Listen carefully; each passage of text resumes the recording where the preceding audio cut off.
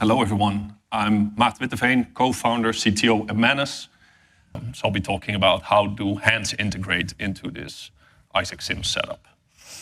So MANUS, where human motion becomes machine skill. So at MANUS, we make data gloves that track human movement to be deployed for robotics training, either through telepresence, virtual telepresence, or egocentric data capture. So first, before diving into how the integration works, I want to give a little rundown for people that are not familiar with what MANUS does and what we are as a company. So one of the unique things is that we use electromagnetic field tracking for our sensors. It's a proprietary technology that we developed ourselves, and that allows for really accurate endpoint positioning. So you can imagine it as absolutely determining where the endpoints are of the finger, and that allows for that really accurate direction, especially on the end effectors that are the most important for robotics placement.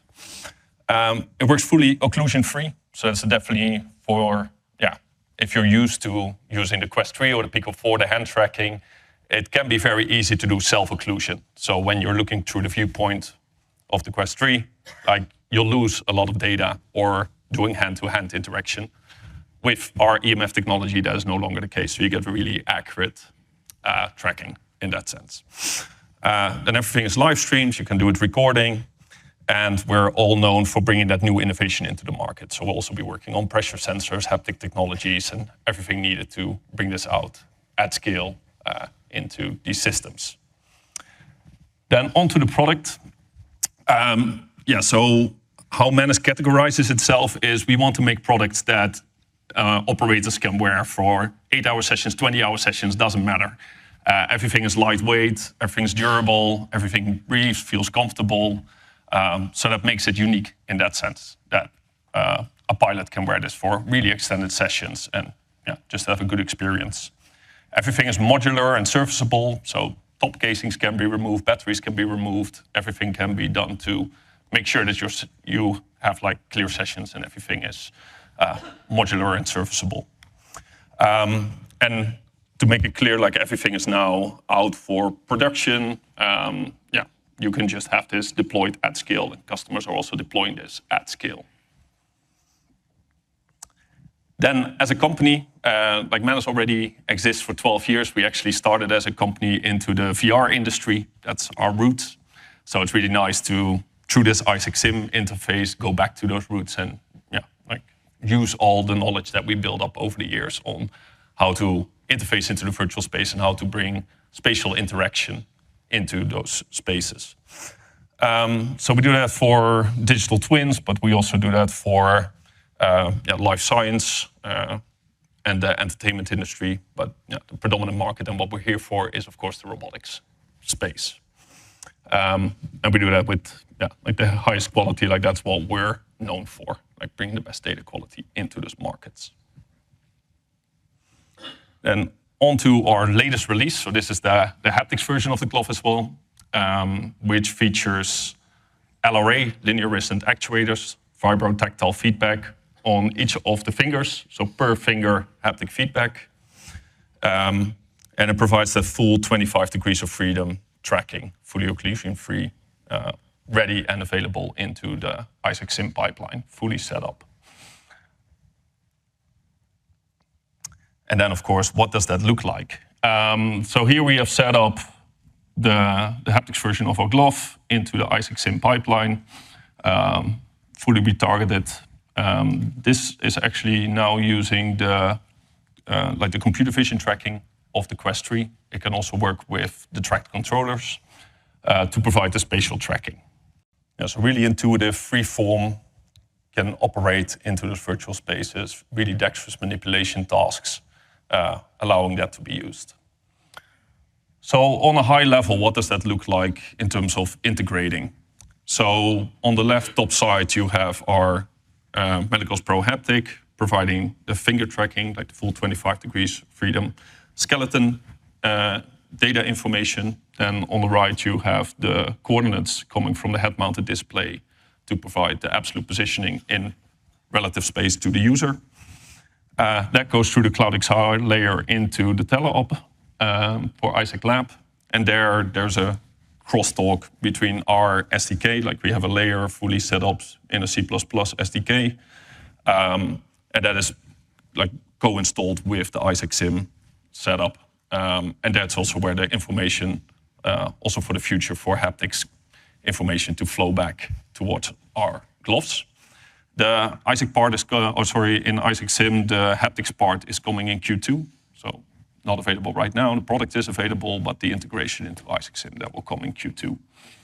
And that, of course, it flows through Isaac Lab into the data collection pipeline for the deployment at the customer site.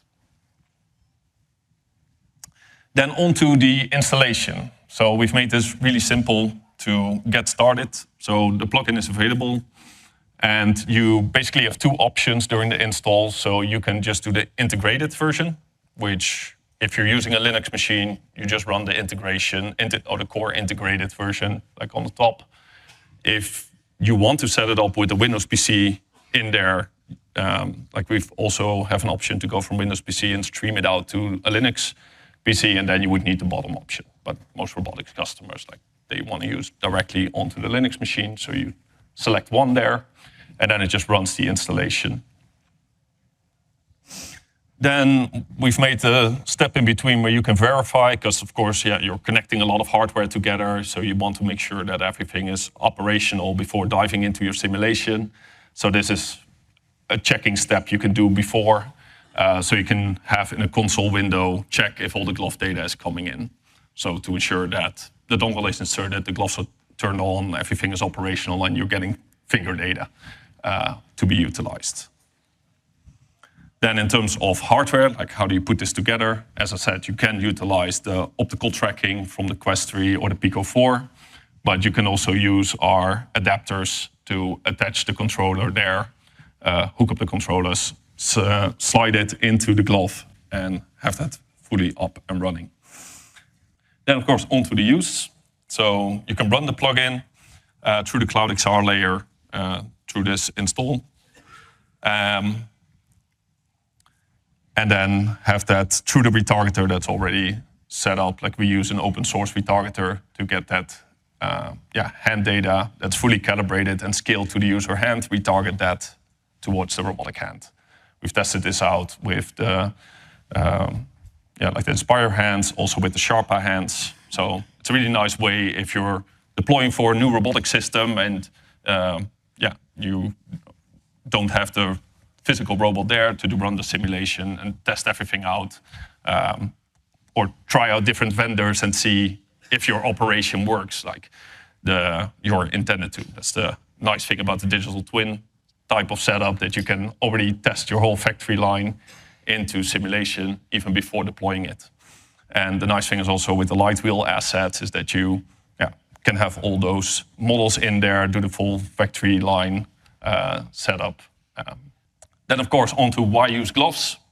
So the nice thing is about that there's no occlusions happening. And that's something that if you're used to running into a VR environment, it's really easy to self-occlude the fingers. And it's very clever, or I would say very advanced, how those vision systems try to accommodate and resolve for the hand, even when they can't see every single bone, like the machine learning algorithms working there to resolve for it, but it's not the exact position. And especially if you're doing interactions like pinches and grabs, you'll see that is still like lacking in that sense. So if you want that high fidelity, then you definitely want to use gloves in there.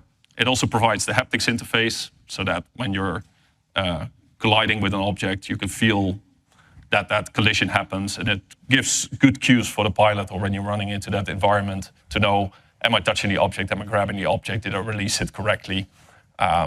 Those cues so that you can, with confidence, navigate those virtual spaces. And of course, like the overall accuracy is higher than using only track controllers or the optical tracking.